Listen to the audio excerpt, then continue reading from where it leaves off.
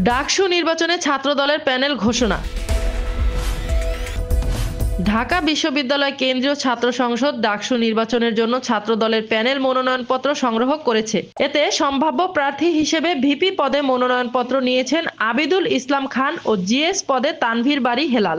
ডাকসু নির্বাচনের ভোট গ্রহণ হবে 9 সেপ্টেম্বর। চূড়ান্ত ভোটার তালিকা প্রকাশিত হবে 11 আগস্ট। মনোনয়নপত্র জমার শেষ তারিখ 19 আগস্ট। বাছাই হবে 20 আগস্ট। প্রার্থীদের প্রাথমিক তালিকা প্রকাশ করা হবে 21 আগস্ট। মনোনয়ন প্রত্যাহারের শেষ দিন 25 আগস্ট। চূড়ান্ত তালিকা প্রকাশ 26 আগস্ট। উল্লেখ্য, 1973 সালের ঢাবি অধ্যাদেশ অনুযায়ী প্রতি বছর ডাকসু ও হল সংসদ নির্বাচন হওয়ার কথা। তবে স্বাধীনতার পর 53 বছরে মাত্র 8 বার নির্বাচন হয়েছে। শতবর্ষী ঢাবিতে এই পর্যন্ত 37 বার ডাকসু নির্বাচন অনুষ্ঠিত হয়েছে, যার 29টি ব্রিটিশ ও পাকিস্তান আমলে। ডেস্ক রিপোর্ট, গণমানুষের আওয়াজ।